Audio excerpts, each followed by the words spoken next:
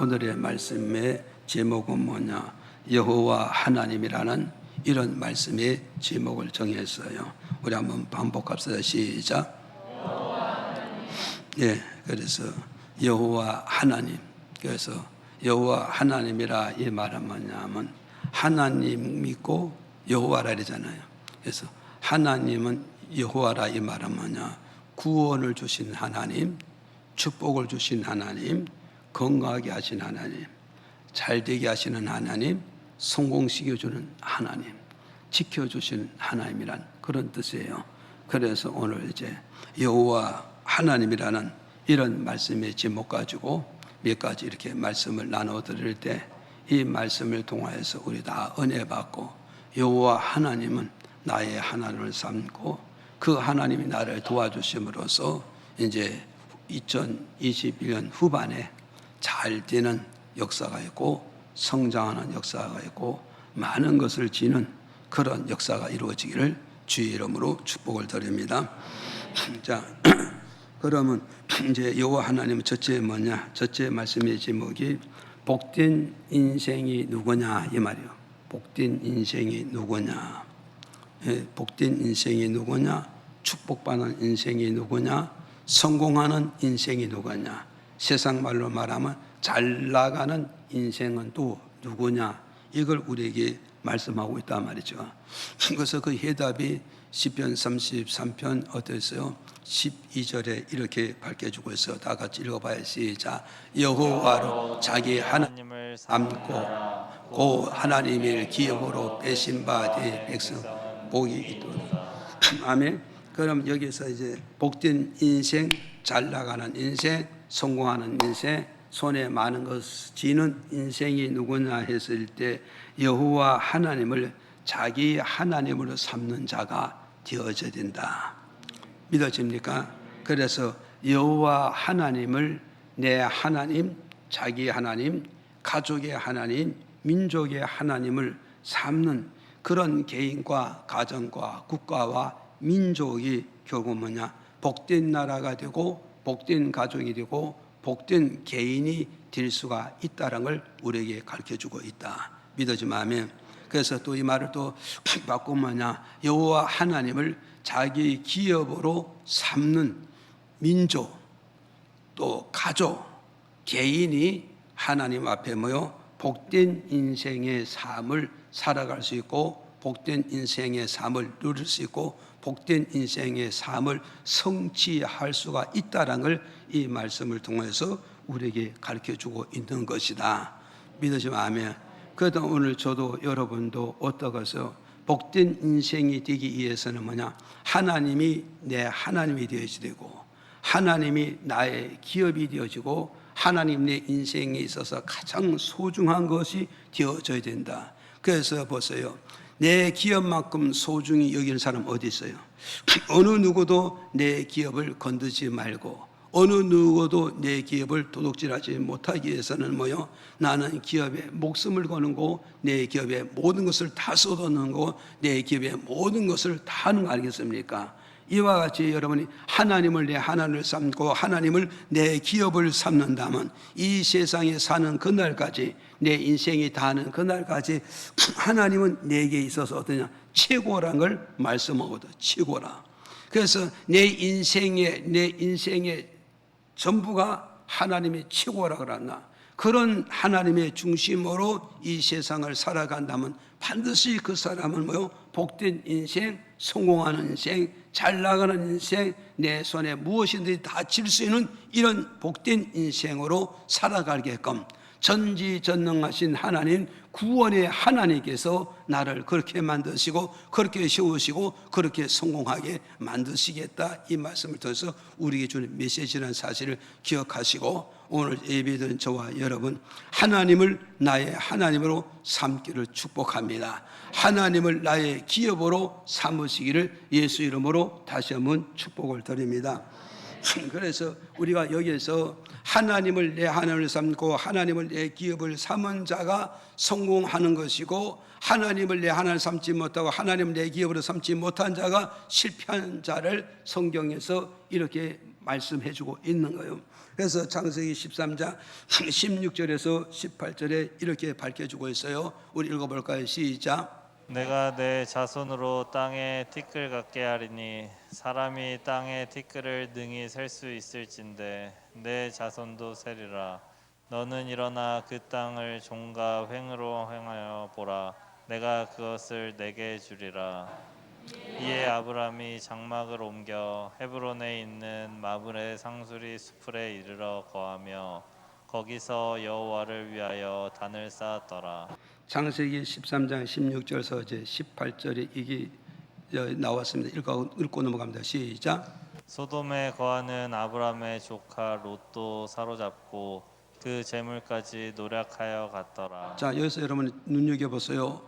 소돔에 거하는 아브라함의 조카 롯도 못해서 소돔 땅에 전쟁이 일어나므로 아브라함의 조카 롯도 먹었어요.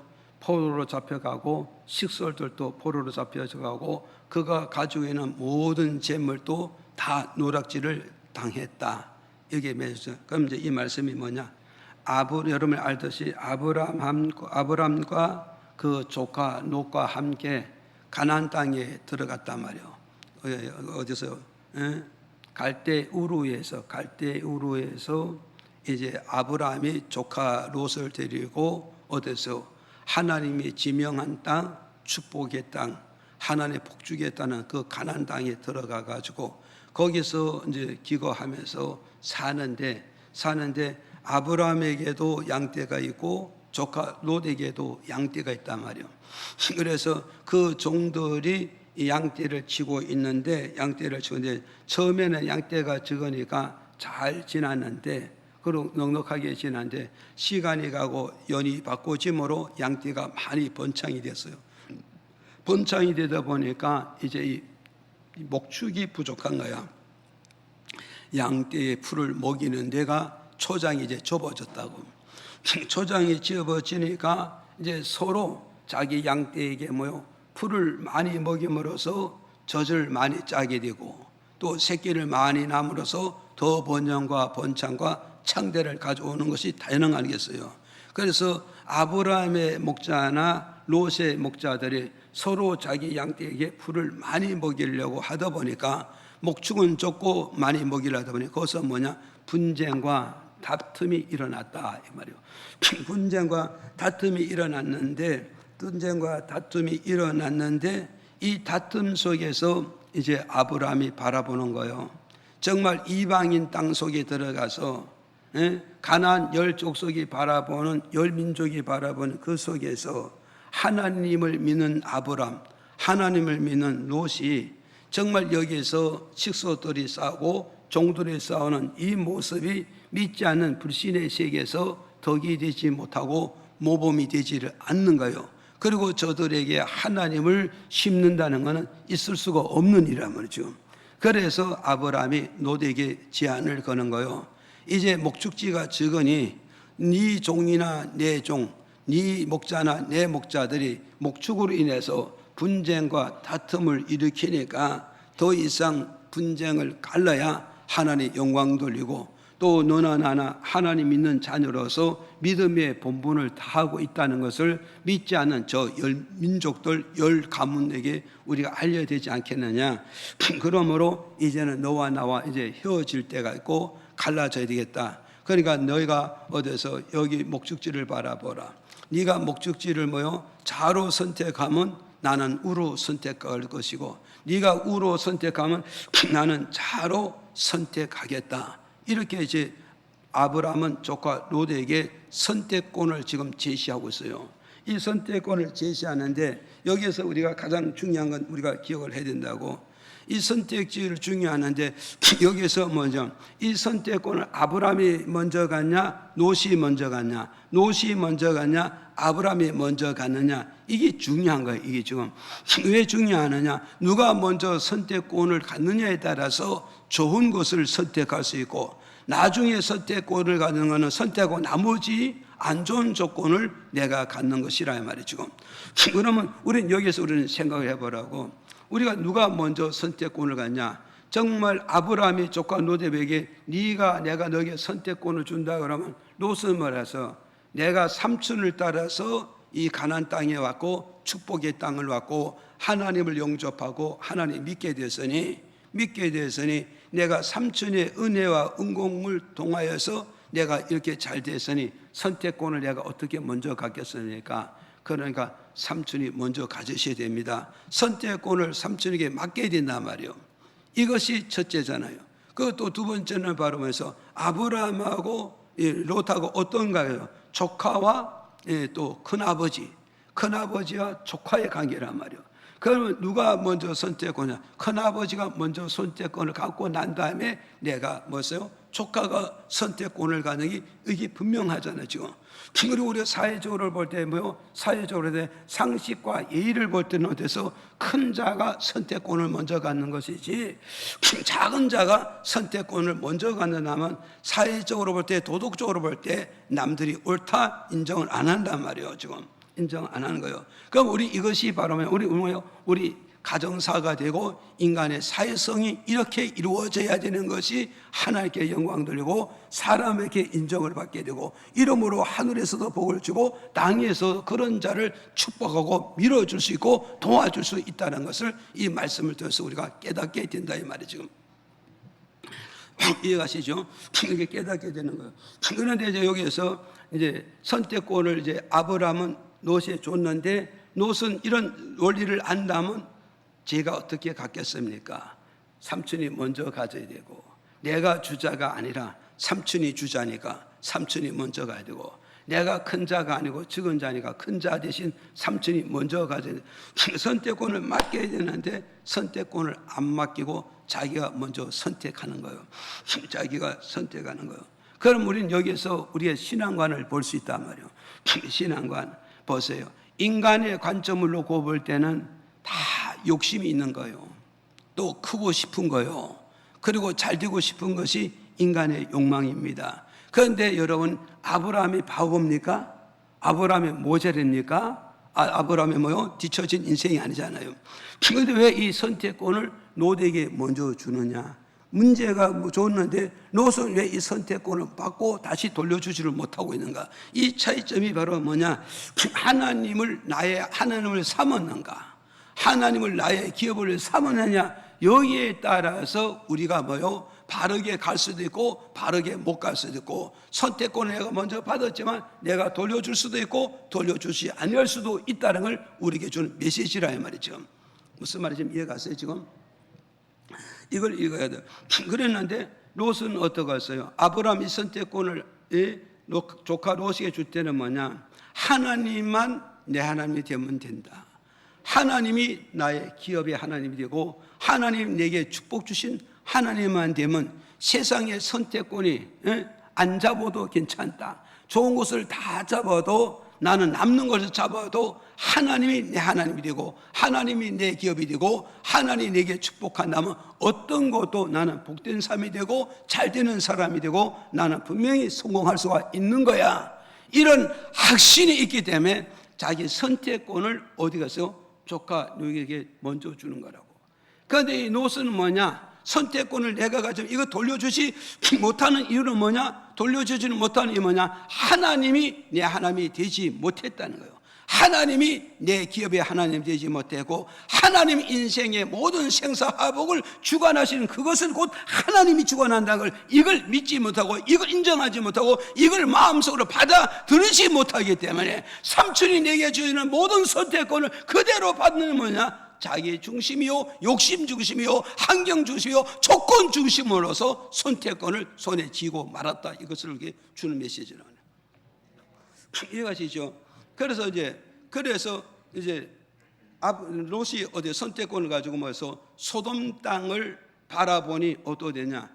소돔 땅을 이성의 눈을 바라니까 에덴 동산 같이 보이더라는가요? 에덴 동산 같이. 에덴 동산이 얼마나 좋은 조건인가?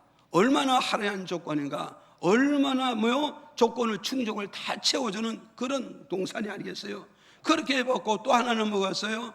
정말 이 소돔 땅을 보니까 물이 넉넉함을 보았더라. 물이 넉넉함을 보았더라. 그 이 물이 넉넉함을 보았다면 아브람과 조카 롯이 갈대 우르를 버리고 가나안 땅에 들어가서 처음 여호와의 제단을 쌓고 첫 번째 맞이한 게 뭐냐? 흉년을 맞이했단 말이에요.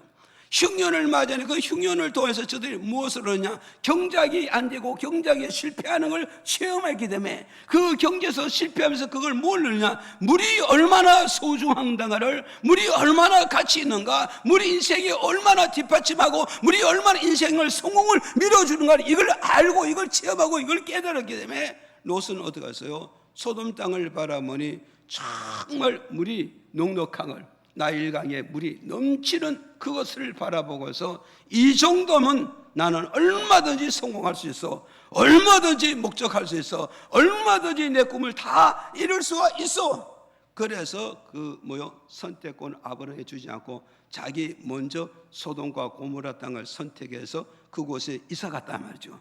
그것에 이사를 가지고 창세기 14장 12절로 돌아가요. 이제 거기 가서 이제 어디에서 아브라함 조카 롯이 얼마나 열심히 했겠어요? 얼마나 노력을 했어요? 얼마나 먹고 입지 않고 얼마나 많이 저축했어요? 그렇기 때문에 거기는 이제 거기에서 결국 뭐냐? 전쟁이 일어나는 거예요. 난리가 일어나는 거예요.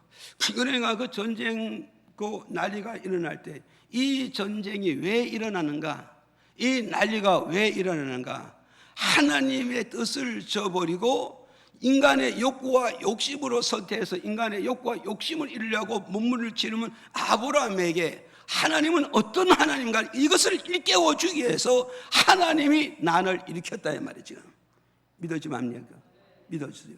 그래서 오늘 저와 여러분에서 모든 전쟁은, 모든 난리는 하나님의 손안에 있다고 성경은 그렇게 말씀해 주고 있잖아요.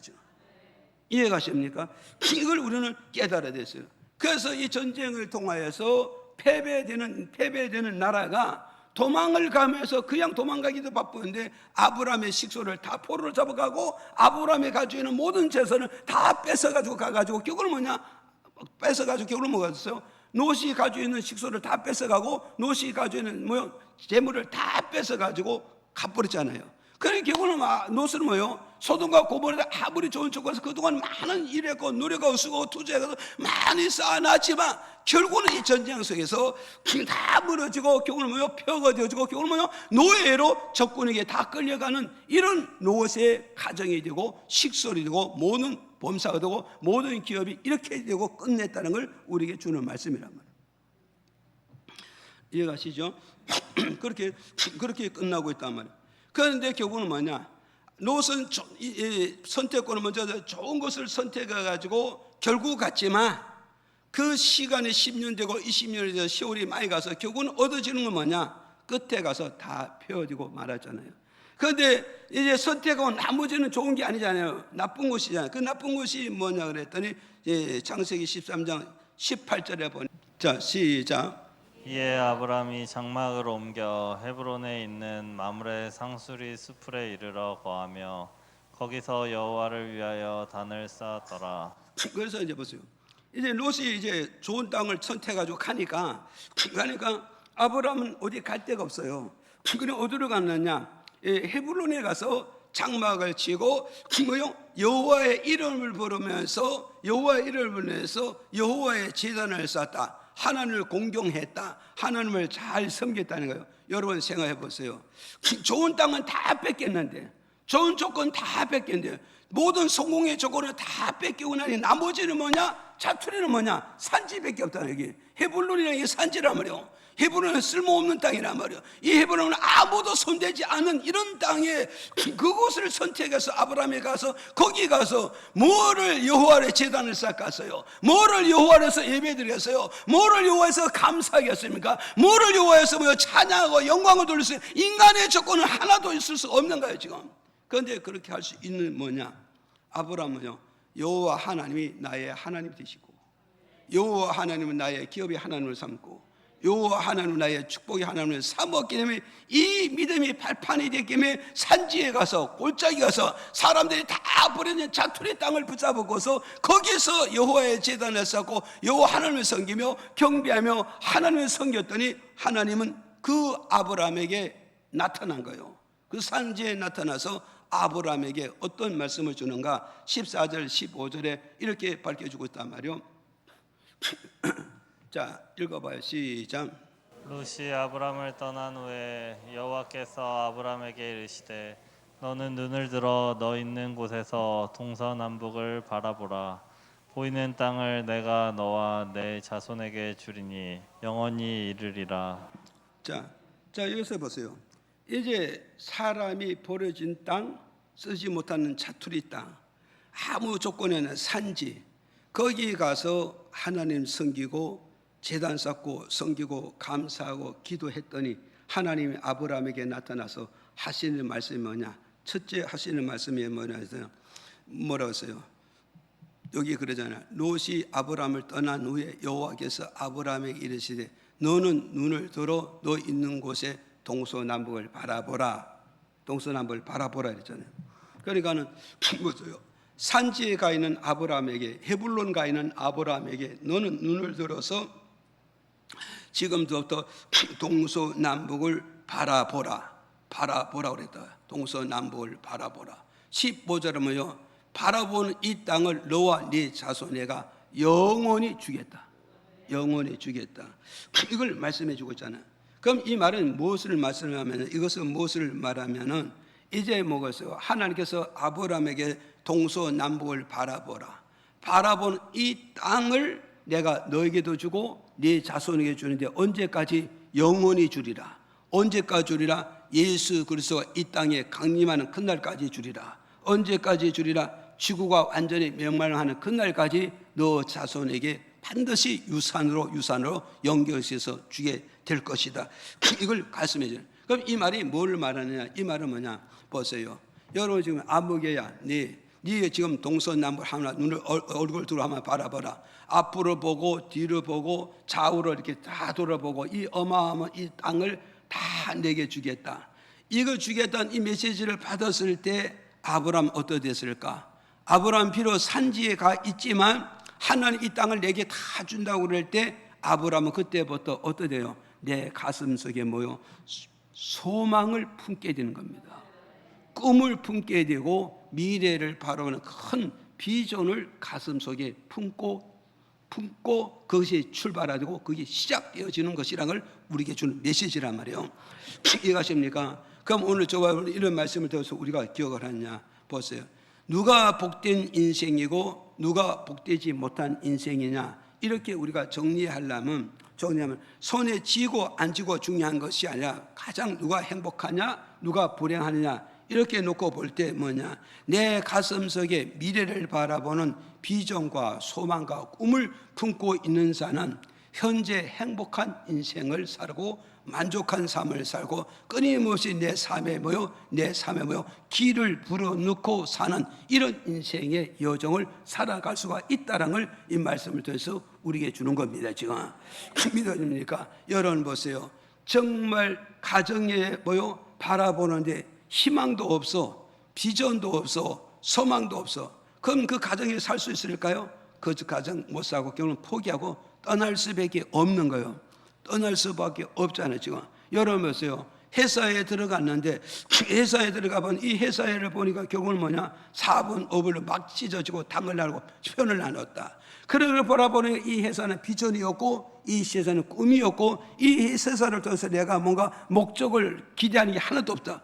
그럼 회사가 돈을 얼마나 주든 말든 그걸 포기하고 결국은 나는 내 가슴 속에 품을 수 있는 꿈을 품을 수 있는 이런 회사로 옮겨갈 수밖에 없다는 걸 우리에게 좀 말씀해 주고 있잖아요.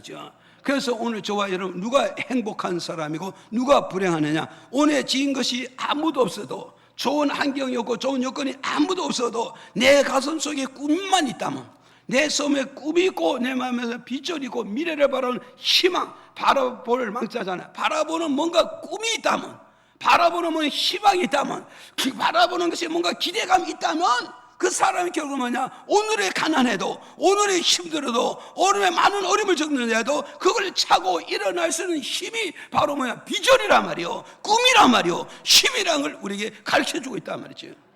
그래서 꿈이 있는 자는 끊임없이 내 육체의 에너지를 계속 불어넣을 수 있지만, 꿈이 없는 자는 내 몸속의 모든 에너지를 소멸시키고 만다는 것을 우리에게 가르쳐주는 메시지란 말이에요. 그래서 오늘 저도 여러분들 들었어요. 희망을 찾아서 가잖아요. 꿈을 찾아서 우리는 가지 않습니까? 그럼 오늘 저와 여러분, 우리는 뭐가 있어요? 오늘 내가 가난하고, 오늘 내가 실패하고, 오늘 내가 세상 사람들의 왕따를 당하는데도 주님께서 내게 오셔서 말씀해요. 너는 두려워하지 마.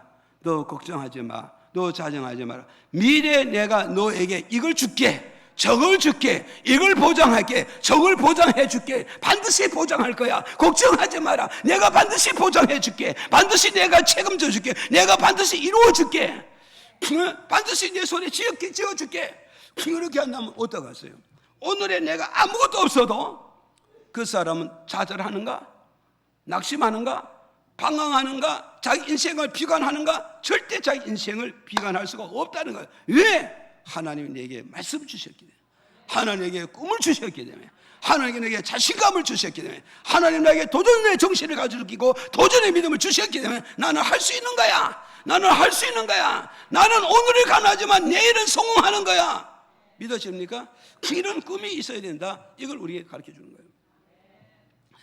이해가십니까? 그래서 꿈이 있고 없는 이 차이가 어느 정도냐면 잠언서 29장 18절에 이렇게 말씀해 주고 있어요. 시작. 묵시가 없으면 백성이 방자히 행하거니와 율법을 지키는 자는 복이 있느니라. 여보세요. 여기서 그러잖아요. 묵시가 없으면 백성이, 성도가 뭐요? 방자하게 살아간다. 방자하게 살아간다.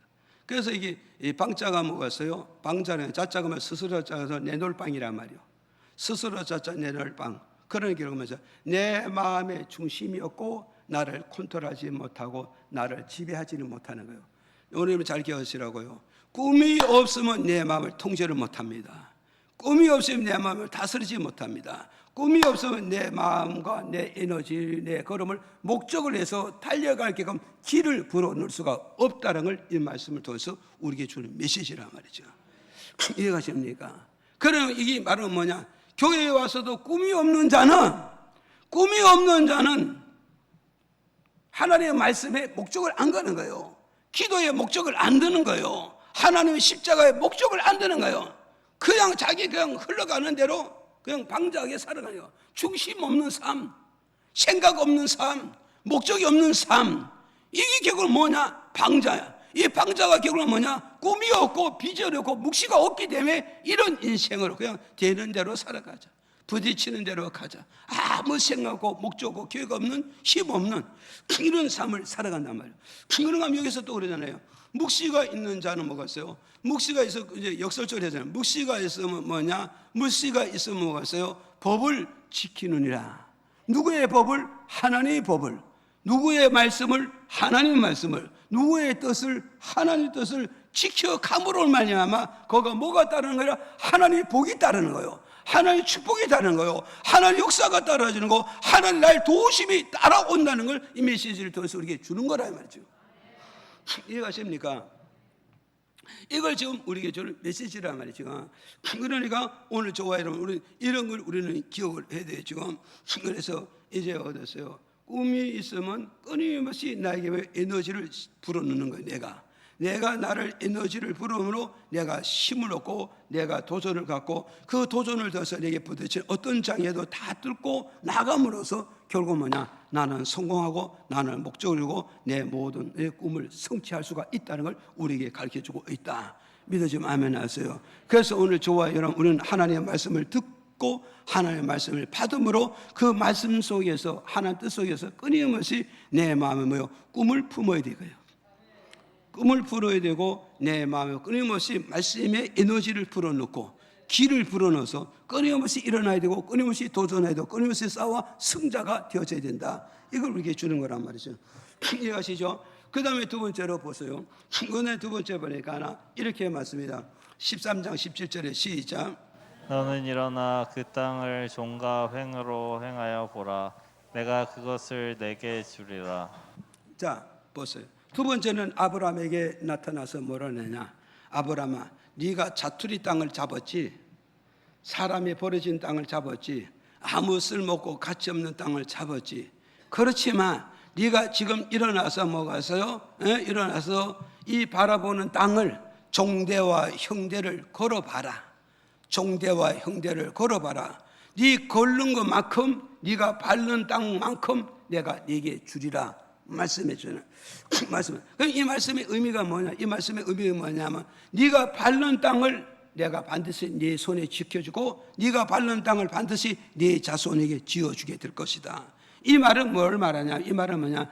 아브라함아, 지금부터 네가 발로 밟는 이 땅을 헛된 수고가 되지 않고 반드시 네 것으로 만들어줄 거야. 반드시 네 소유로 만들어줄 거야. 반드시 네 축복으로 만들어줄 거야. 반드시 네 영역으로 만들어줄 거야.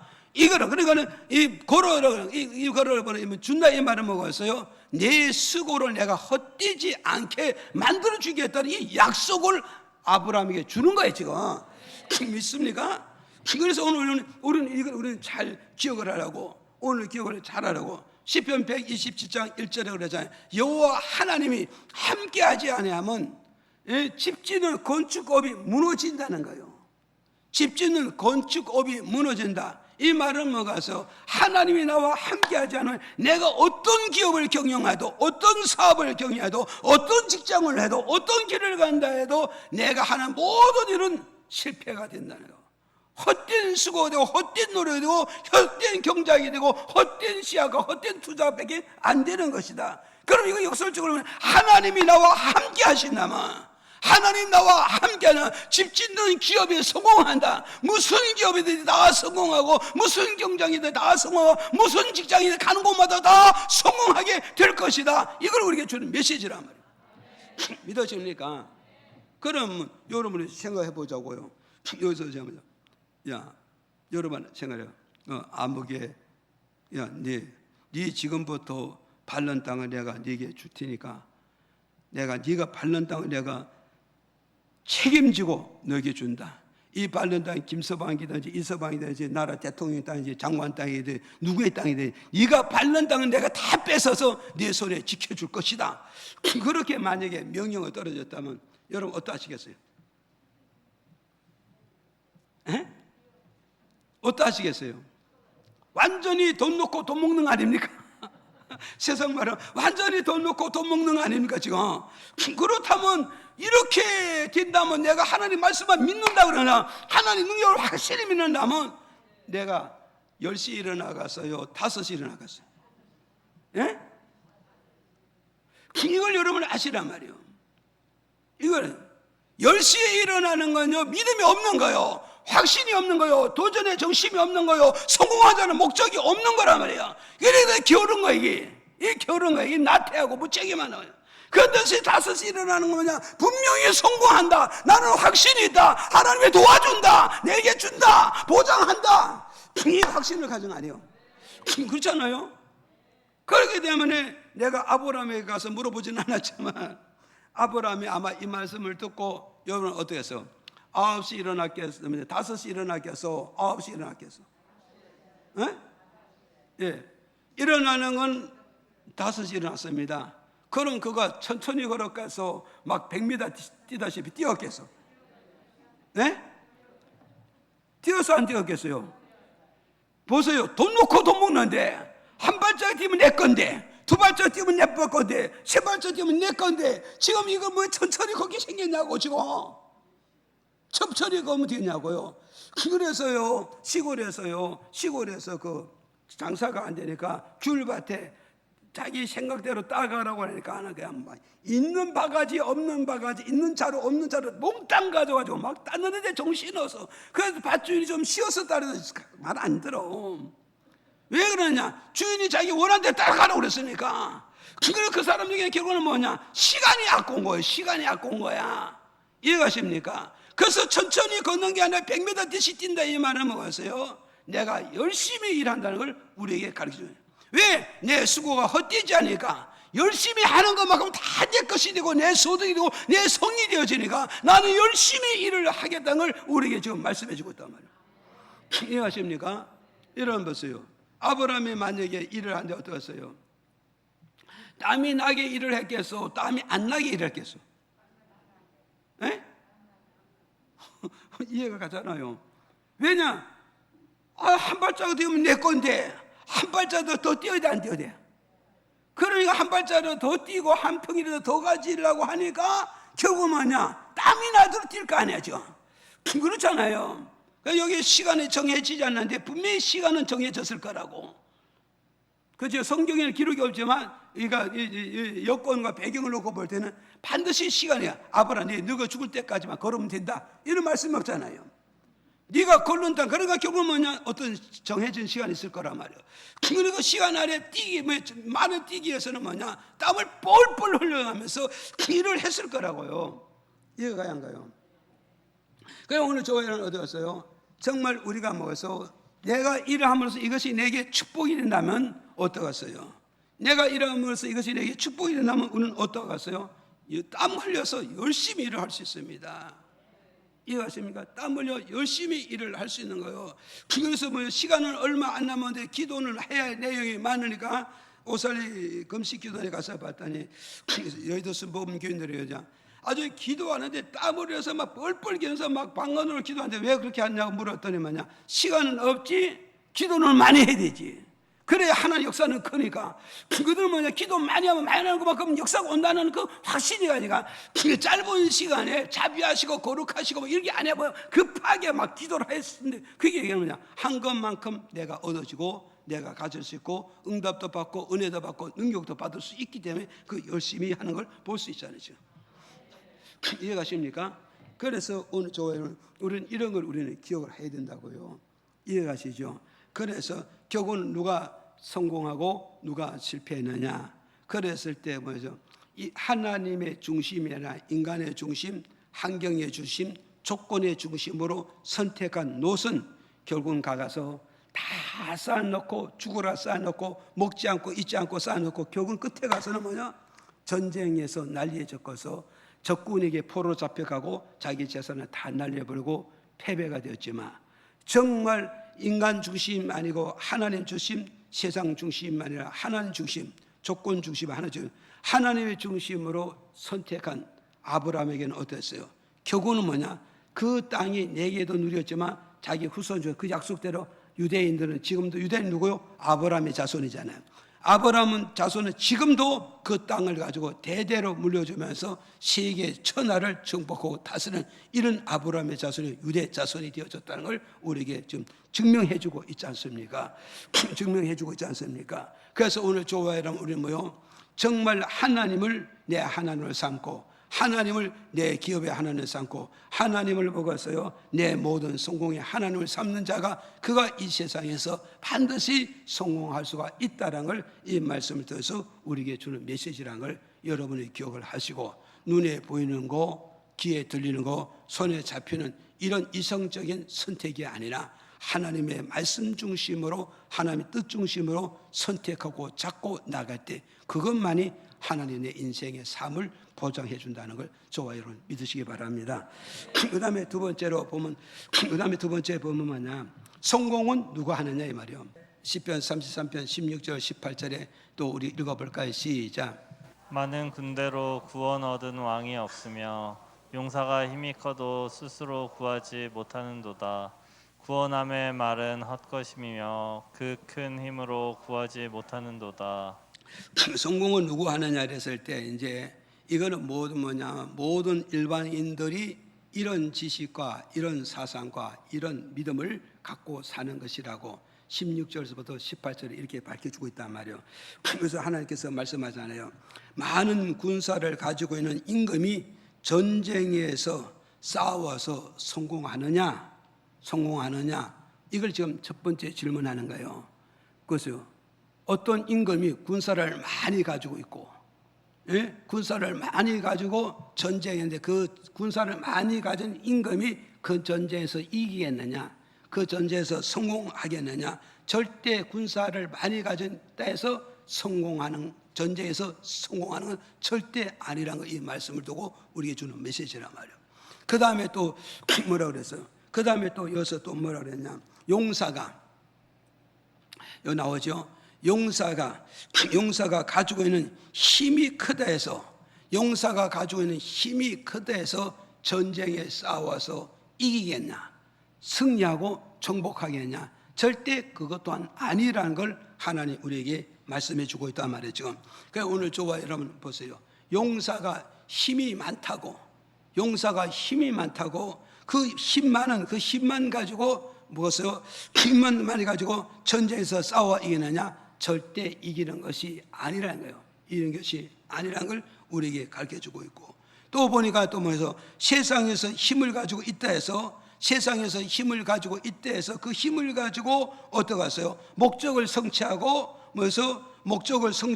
목적을 달성해서 결국은 이 세상에서 성공하느냐? 절대 그거 가지고도 이 세상에서 목적을 달성하고 목적을 성공하는 것은 절대 아니라는 걸 우리에게 가르쳐주고 있단 말이에요. 지금 그래서 이 땅에서 누가 성공하느냐? 18절에 넘어가요. 누가 성공하느냐? 시작. 그 경외하는 자 곧 그 인자하심을 바라는 자를 살피사. 18절에 이렇게 나오죠. 누가 이 땅에서 성공하느냐 이랬을 때 뭐여서 그러냐? 하나님을 경외하는 자가 이 땅에서 성공하게 되는 것이다. 또 보겠어요. 여기서 뭐죠? 하나님의 인자하심을 받는 자가 이 땅에서 성공하는 것이다. 또 뭐래서 하나님이 살펴주시는 자에게 그 사람이 이 땅에서 성공하게 되는 것이다. 이렇게 지금 정리해 주고 있단 말이에요. 그럼 여기서 보세요. 하나님을 경외하는 자가 이 땅에 성공한다. 이 말은 뭐겠어요? 경외라 이 말은 뭐냐면 하나님의 두려움을 아는 자. 이해가십니까? 경외라는 것은 뭐냐? 하나님의 두려움을 아는 자. 그럼 우리가 적어보세요. 하나님의 두려움을 아는 자는 하나님의 약속의 말씀을 붙잡고 하나님께 예배드리는 삶을 말한단 말이에요. 그 예배드리는 이 삶이 결국 뭐냐? 하나님을 공경하는 신앙이라고 그래요. 하나님을 공경하는 신앙, 하나님을 받들어 신앙. 그런 하나님을 공경하는 이런 신앙이, 하나님께 예배드리는 그 신앙이, 하나님의 말씀대로 살아가는 이 신앙이 하나님 앞에서 성공할 수가 있는 것이다. 이걸 우리에게 첫 번째 주는 메시지란 말이에요.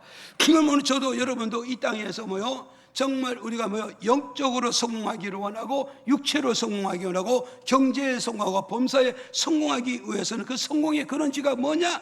하나님의 섬김에 있다는 거예요. 하나님의 섬김의 대표적으로 뭐냐? 예배에 있다는 걸 우리에게 가르쳐요. 예배가 하나님을 섬김이라는 걸 우리에게 주는 메시지라요. 그럼 오늘 하나님을 섬긴다. 그럼 우리는 뭐냐? 철저한 예배 중심이 가야 되고 철저한 주일 성수가 이루어질 때 하나님 그런 자를 붙어서 한 시대의 작품을 만들고 한 시대의 성공자로 세워주시겠다는 걸, 이걸 우리에게 준 메시지입니다. 믿어집니까? 그래서 이스라엘 백성들이 가나안 땅에 가서 그렇게 승승장구해서 다 성공해서 배부르고 따뜻하고 모든 삶이 넉넉하니까 그들이 하나님을 버리잖아요. 버리다면 예배를 무너뜨리잖아요. 예배를 무너뜨리고 바알신과 우상신을 붙드니까 하나님께서 하늘문을 닫아버리니까 그들의 모든 경쟁이, 모든 기업이, 모든 공업이 다 실패가 배제되고 말더라 이 말이죠. 무슨 말이 이해가십니까? 그런데 그들이 다시 복귀할 수 있는 것은 뭐냐? 아무리 바알신을 두드리고 아세라도 복귀되고 회복되는 게 아니라 엘리야의 말을 믿고 다시 여호와 하나님을 찾고 하나님 앞에 엎드려 경배하고 하나님을 섬길 때 하나님께서 하늘의 문을 열어서 그들에게 소낙비를 쏟아집어넣어서 경제도 살고 농사도 살고 공업소도 사는 놀라운 역사가 이루어졌다는 우리에게 주는 메시지입니다. 이해가십니까? 그 오늘 저와 여러분 그러면서 내가 기술이 있다고, 내가 능력이 있다고, 누구보다 힘을 많이 가지고 누구보다 좋은 조건 가지고 있다고 이것만 가지고 인생 성공하느냐? 절대 그게 아니란 거예요. 전능하신 하나님의 도우심이, 하나님의 축복이 있어야 된다는 거죠. 믿어집니까? 이걸 우리는 가야 되는 거예요. 여러분, 내가 기업을 붙잡았다 잘 될 것 같아요? 좋은 직장 가져다 될 것 같아요? 내가 좋은 진로를 가져다 됐다. 근원적인 하나님의 축복이 와야 됩니다. 그 근원적인 하나님의 축복이 어디서 오느냐? 하나님을 공경하는 자, 하나님을 잘 섬기는 자, 하나님께 예배 잘 드리는 자, 주일 성수, 아침 예배, 저녁 예배, 주일 성수 잘하는 자에게 하나님이 책임을 지고 보장하겠다는 걸 우리에게 주는 메시지란 말이에요.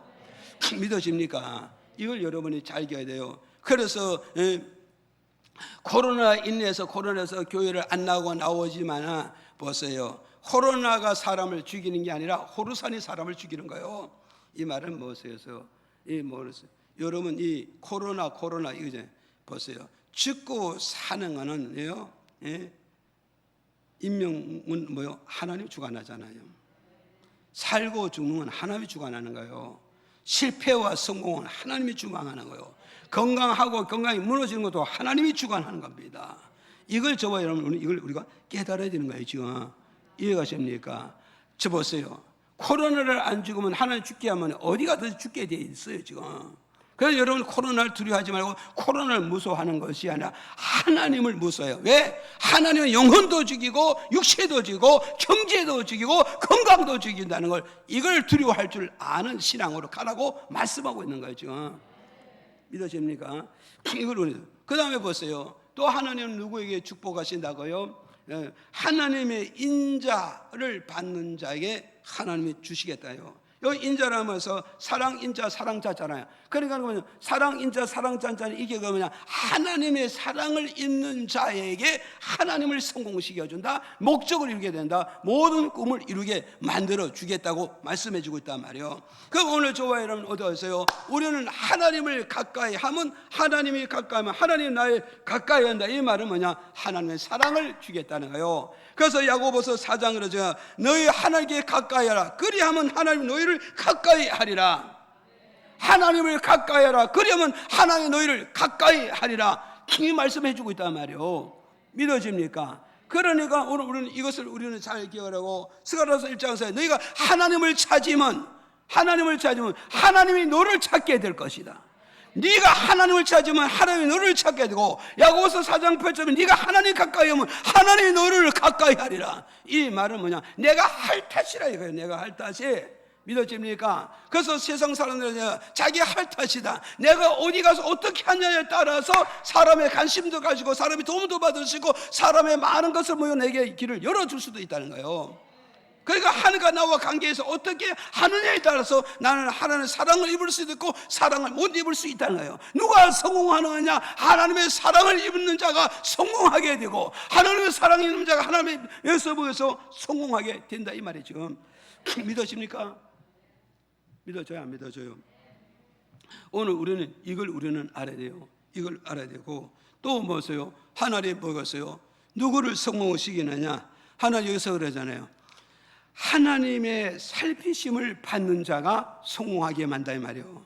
여기서 살피신다 이 말은 뭐서? 하나님이 살피신다 이 말은 뭐냐? 하나님이 보호하신다, 하나님이 도와주신다, 하나님이 그를 붙잡고 인도해 주신다 이런 뜻이란 말이에요. 하나님이 나를 인도해 주신다면, 하나님이 나를 살펴서 이가 가는 길은 실패 길이야, 이 길은 성공 길이야, 너는 그로 가면 안 돼. 하나님 나를 붙들어서 실패 길을 붙잡아서 돌이켜서 성공 길로 인도해 주나 나는 반드시 성공할 수 있다. 나는 반드시 잘 될 수 있다. 내가 가는 곳에 절대 문이 닫히는 것이 문이 열리는 역사가 오게 될 것이다. 이걸 우리에게 주는 메시지란 말이에요. 믿어져야 안 믿어져요? 이해가시죠? 자, 그래서 이제 성경에 이게 예를 들어서 말씀해 주시는데, 그래서 여러분 이걸 잘 기억하셔야 돼요. 자, 열왕기하 19장 1절에 보세요. 한번 읽어볼까요? 시작. 히스기야 왕이 듣고 그 옷을 찢고 굵은 배를 입고 여호와의 전에 들어가서. 자 보세요. 이제 여기서 이게 무슨 냐면은 21절에 또 한번 20절에 다 시작. 아모스의 아들 이사야가 히스기야에게 기별하여 가로되 이스라엘 하나님 여호와의 말씀이 내가 아수르 왕 사네립 가닥에 내게 기도하는 것을 내가 들었노라 하셨나이다. 자, 이게 무슨 말씀이냐면 이제 무슨 유대 나라 히스기야 왕이 정권을 잡고 유대 나라를 이끌어가는 그 시대에 아수르라는 왕이 있어요. 아수르라는 나라가 있는데 아수르 나라의 산헤립이라는 이 왕이 군사 18만 5천 명 대군을 이끌고 예루살렘의 성을 둘러싸 버렸다고. 예루살렘 성을 둘러쌌어요. 둘러싸고서 이제 뭐요? 히스기야 왕 해가지고 갖가지 협박하고 갖가지 모독하고, 이 갖가지 협박과 갖가지 모독이 그러면 히스기야 유대 왕 히스기야 왕에도 모독하지만 협박하지만 나아가서 하나님께 협박하고 하나님께 모독하고 있는 거예요. 이런 상황이 딱 있을 때 이 말을 말하면 내 삶 속에 불신자들이 나에게 진을 치고 내 장막을 진을 치고 내 사업을 진을 쳐가지고 오만 협박하고 오만 공격하면서 내 사업을 다 뺏어간다, 내 장막을 다 뺏어간다, 내 시설을 다 뺏어가겠다, 이렇게 공갈하고 협박하고 짓밟을 때 여러분 어떤 자세를 취하겠냐, 어떤 자세를 취하겠냐. 그때 이때 히스기야 왕은 어떠냐? 아무도 준비된 게 없다고. 정말 연약하고 정말 나약하고 아무것도 가진 게 없어. 그런데 내가 가지고 있는 것은 뭐냐? 기도하는 능력이 있다는 거예요. 여러분 이걸 아셔야 돼. 내게 다 볼 때까지 그런 때까지 내게 몰려와서 나를 공격해보고 나를 잡아 죽이고 다 협박한다 할지라도 나는 아무 것이 준비된 게 없어요. 이길 힘이 없습니다. 방패가 없습니다. 그러나 내게 할 수 있는 건 뭐냐? 하나님이 전에 나가서 기도할 수 있는 이 능력, 이 무기는 내가 가지고 있다는 사실을 여러분이 항상 기억하셔야 됩니다. 이해가십니까? 그래서 히스기야 왕이 뭐였어요? 이 사실을 듣고 히스기야가 하면서 하나님의 성전에 올라가서 옷을 찢고 굳은 겉옷을 입고, 이걸 뭐냐? 회개하는 자세를 말한단 말이에요. 자, 그래서 저기 엄청난 이제 그 회오리 바람에, 풍파 바람에, 전쟁의 바람에 들어쳤을 때 이 난리가 왜 일어났습니까? 그때 제일 먼저 생각이 뭐냐? 우리는 믿으니까 하더냐? 무슨 일이 털컥 터지면 주여 내가 무엇을 잘못했기에 이런 일이 옵니까? 제일 먼저 생각나잖아요. 히스기야 왕도 똑같은 마음이에요. 하나님, 내가 무엇을 잘못했기 때문에 적군이 군사 18만 5천을 끌고 와가지고 우리를 에워싸고 오만 협박을 하고 있습니까? 그래서 히스기야 왕이 성전에서 옷을 찢고 겉옷을 입고서 철저히 회개하고 자복하고 있는 거예요. 이 자복하고 있는데 이게 얼마나 아름다운 믿음인가? 이 믿음이 살아있는 믿음인가? 이 믿음이 그러면 하나님을 나의 하나님, 축복의 하나님을 성공하는 싸움에서 이기는 그 하나님을 내 하나님을 만드셨기 때문에 이런 믿음이 나오고 이런 기도가 나오고 이런 신앙의 행위가 드러날 수 있었다는 걸 우리에게 주는 메시지란 말이죠. 여러분 이런 환경에 처했다면 저도 여러분 어떠하시겠습니까? 이런 환경에 처했다면 여러분 성전을 달려가겠습니까? 주 예수 이름을 붙잡겠습니까? 그리고 하나님께 울부짖어 기도할 수 있겠습니까? 이게 살아있는 믿음이고 이게 하나님 믿음이고 이 하나님이라는 사람이 이렇게 할 수 있다는 걸 우리에게 주는 메시지란 말이죠. 그래서 20절에 자 시작. 아모스의 아들 이사야가 히스기야에게 기별하여 가로되 이스라엘 하나님 여호와의 말씀이 내가 아수르 왕 사네립 가닥에 내게 기도하는 것을 내가 들었노라 하셨나이다. 자 보세요. 이제 여기서 보세요. 아모스의 아들 이사야잖아. 이사야는 선지자잖아요. 선지자가 어땠어요? 이제 성전에서 기도하는 히스기야 왕에게 찾아와 가지고 뭐라 했습니다. 하나님의 말씀을 응답을 주는 거예요. 그 응답은 히스기야 왕은 성전에서 울며 불면서 회개하면서 기도했는데 히스기야 왕에게 응답을 주신 게 아니라 하나님의 종 선지자 하나님의 사자 이사야 선지자에게 하나님의 응답을 주신 거예요. 그 응답을 주시는 뭐라서요? 여호와의 말씀이요. 내가 이스라엘 왕 사렙을 가닥에 내가 기도한 것을 알았다 몰랐다. 예? 보세요. 유대 나라 히스기야 왕이 히스기야 왕이었어요. 아수르 나라 사네립. 아수르 나라 왕이 사네립이거든. 이 사nem의 협박과 공격과 핍박, 이것 때문에 성전에 올라가서 울고 불고 기도하는 이것을 보고서요, 하나님이 들으셨다 안 들으셨다? 하나님이 들으셨다는 거예요. 하나님이 받으셨다는 거예요. 그리고 하나님 그 기도를 기억하고 있다는 거죠. 이해가십니까? 이걸 우리는 알고 가야 됩니다. 그래서 시간이 없어서 이제 넘어갔는데, 그래서 어떠냐? 이제 28절에 넘어갑니다. 이제 읽어봐요. 시작. 이 밤에 여호와의 사자가 나와서 아수르 진에서 군사 18만 5천을 친지라. 아침에 일찍이 일어나 보니 다 성장이 되었더라. 보세요. 이제 하나님이 히스기야 왕의 기도를 듣고 이제 뭐 하느냐? 이사야 선지자를 보내서 히스기야 왕이 성전에서 기도하는 것을 하나님이 들으셨고 하나님이 받으셨고 그 기도를 하나님이 꼭 기억했다는 거예요. 그럼 기도를 기억했더니 뭐냐? 히스기야가 울고 불고 기도하면서 어떻게 했어요? 저 사내님과 전쟁에 싸워서 이기게 하옵소서. 하나님, 나는 무기도 없고 나는 군사도 없고 이길 힘도 없으니 전적 하나님의 능력으로서 저 군사를 싸워서 이겨서 이 전쟁에서 나를 성공하게 만들어 주옵소서.